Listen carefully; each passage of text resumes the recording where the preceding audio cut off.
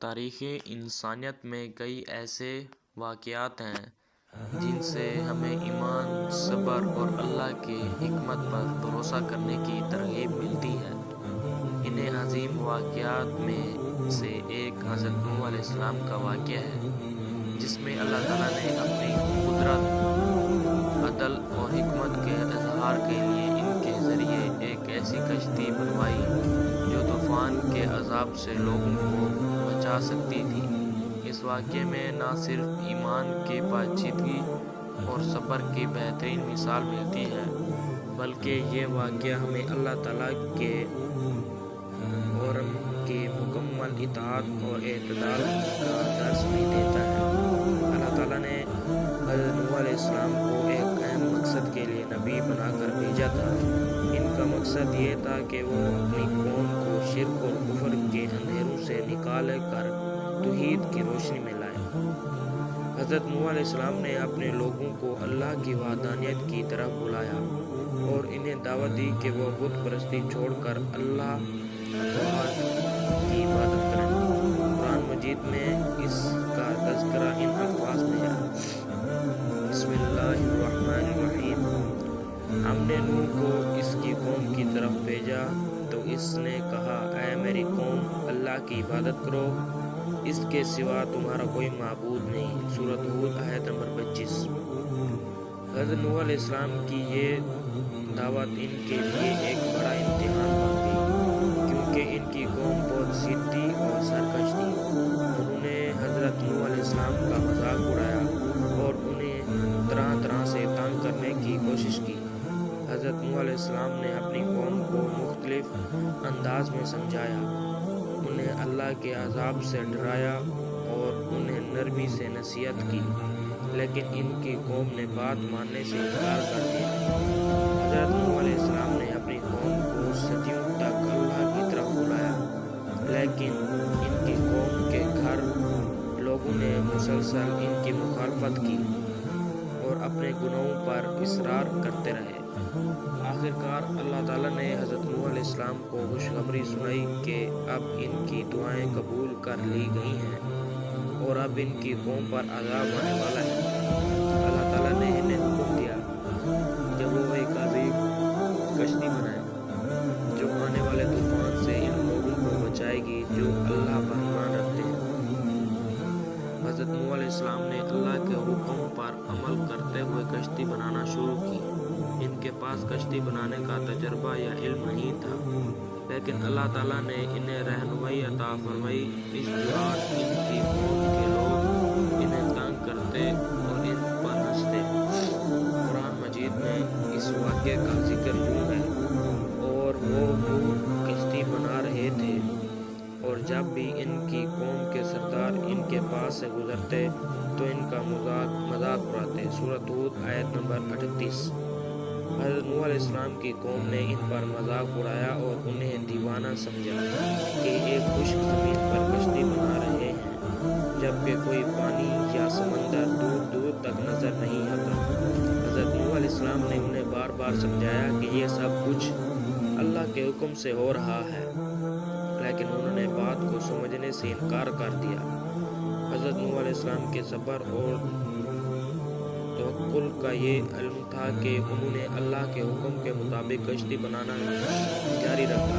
اللہ تعالیٰ نے انہیں بشارت دی کہ وہ اس کشتی میں اپنے خاندان، ایمان والے لوگ اور جانوروں کا ایک ایک جوڑا سوار کرے۔ حضرت نوح علیہ السلام نے تمام ہدایات پر عمل کرتے ہوئے کشتی کو مکمل کیا۔ جب کشتی مکمل ہو گئی اور اللہ کا وعدہ قریب آیا تو اللہ نے زمین و آسمان کو حکم دیا کہ وہ اپنی پانی جاری کریں۔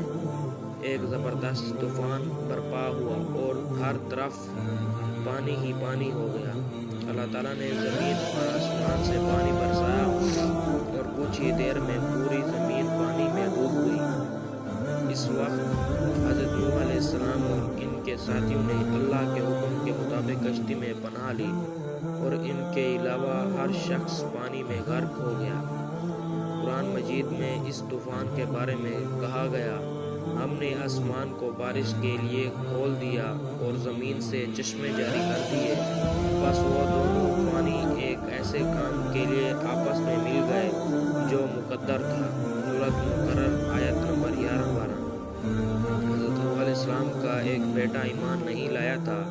جب طوفان آیا اور پانی ہر طرف پھیل گیا تو حضرت نوح علیہ السلام نے اپنے بیٹے کو پکارا کہ وہ بھی کشتی میں سوار ہو جائے اور عذاب سے بچ جائے، لیکن اس نے حضرت نوح علیہ السلام کی بات کو نظر انداز کرتے ہوئے پہاڑ پر چڑھ گیا، پناہ لینے کی کوشش کی۔ حضرت نوح علیہ السلام نے اس سے بچانے کی پوری کوشش کی، لیکن اس نے اللہ کی بات کو نہیں مانا اور آخر کار پانی میں غرق ہو گیا۔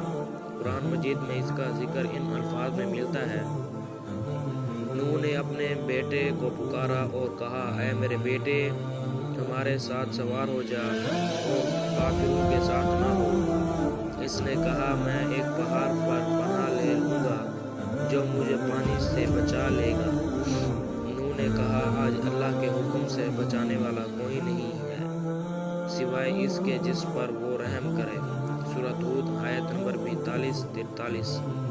کئی دنوں تک طوفان برپا رہا اور ہر طرف تباہی کا منظر تھا۔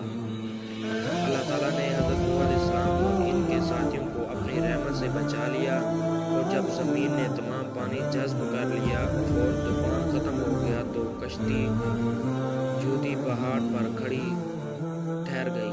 حضرت نوح علیہ السلام نے ان کے ساتھیوں نے شکریہ ادا کیا کہ اللہ نے انہیں عذاب سے بچایا اور انہیں ایک نئی زندگی عطا کی۔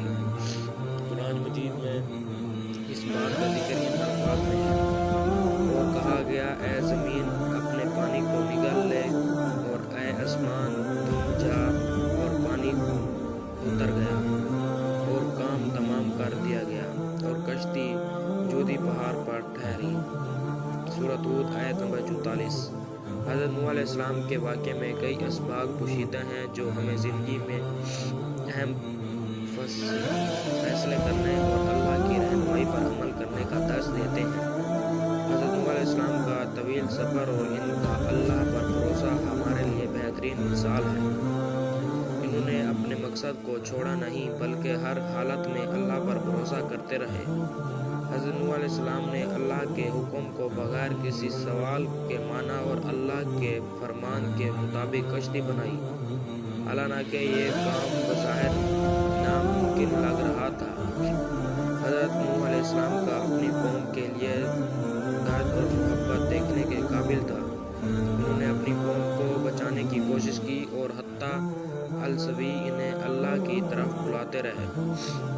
اس واقعے میں اللہ کی قدرت اور اظہار ہوتا ہے کہ جب قوم کسی نبی کو جھٹلائے اور برائی پر اصرار کرتی ہے تو اللہ کا عذاب انہیں گھیر لیتا ہے۔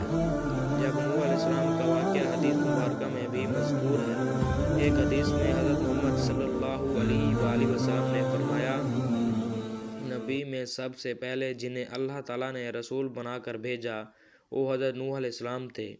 صحیح بخاری۔ حضرت نوح علیہ السلام کا واقعہ ہمیں بتاتا ہے کہ اللہ کے احکامات کی تعمیل اور اس پر بھروسہ زندگی کے ہر امتحان میں کامیابی کی کنجی ہے۔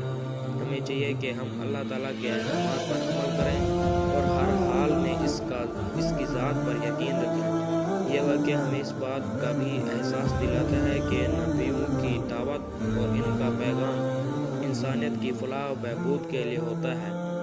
اللہ تعالیٰ ہمیں انبیاء کی نقش قدم پر چلنے کی توفیق عطا فرمائے، آمین۔ آپ سے گزارش ہے کہ آپ میرے چینل کو لائک اور سبسکرائب اور